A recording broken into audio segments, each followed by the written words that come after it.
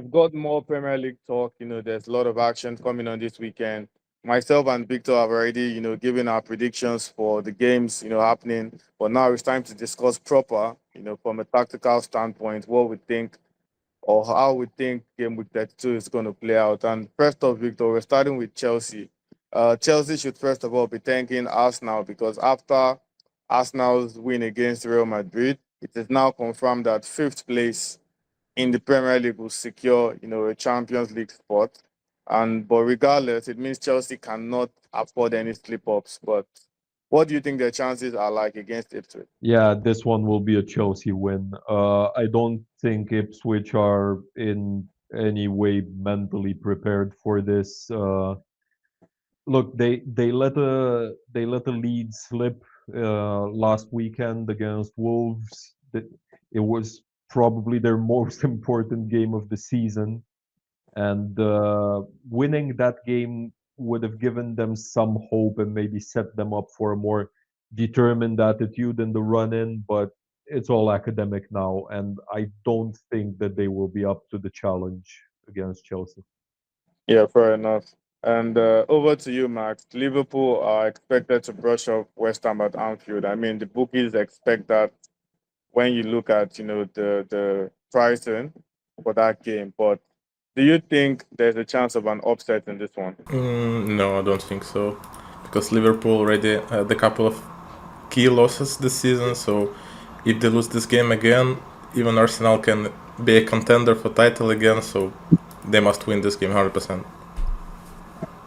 I'll just go ahead to say, even if Liverpool lose, I don't think any Arsenal fan out there is thinking about the title. We're actually thinking about something else. But yeah, we'll get onto that eventually. But yeah, now Victor, talking about Spurs in the Premier League, at least they have nothing to play for except their pride between now and the end of the season, and they finally won, a game for the first time in a long time.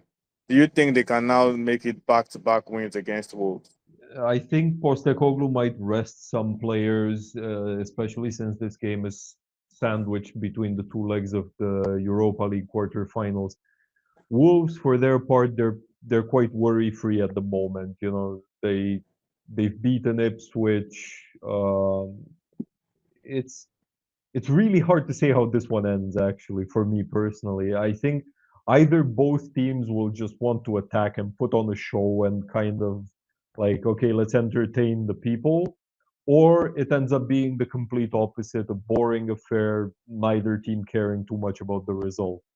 I don't think there's a situation in between these two scenarios, but yeah, in terms of likelihood, I would say maybe rather a Spurs win is more likely.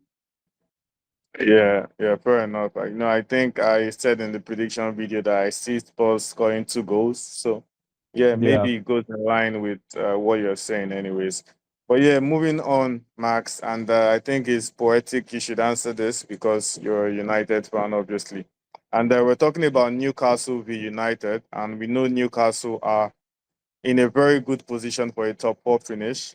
And now they take on a United side that have underperformed by their own standards, in the Premier League this season. Newcastle already won the first leg, but now do you think they can complete the double over the Red Devils? Most likely, yes.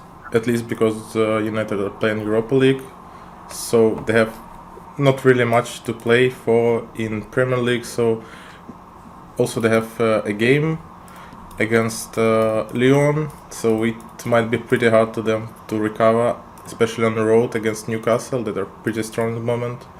So yeah, I do see Newcastle winning this game. Yeah, fair enough.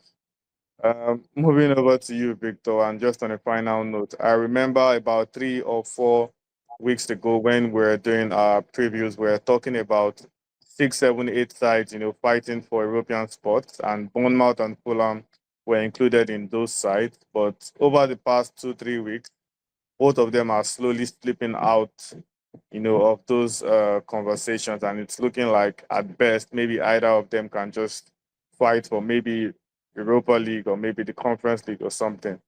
But speaking about this game, Bournemouth v Fulham, who do you think would come out on top? Yeah, okay. Look, eighth place is still quite likely to get you into Europe, and Fulham are in that spot at the moment. They're 3 points ahead of Bournemouth. This is probably for me the hardest one to call this match day, because it's like Bournemouth have kind of fallen off a cliff. Fulham, you really don't know what to make of what they're doing at the moment. Um, I always liked Marco Silva, even when he was with Everton. I appreciated his tactics. Um, but I'm starting to have doubts about their chances of making Europe, even though they are, as I said, 3 points ahead of Bournemouth. If I have to pick a winner for this game, I'll go ahead and say Bournemouth, but I think I might look quite foolish by the full-time whistle.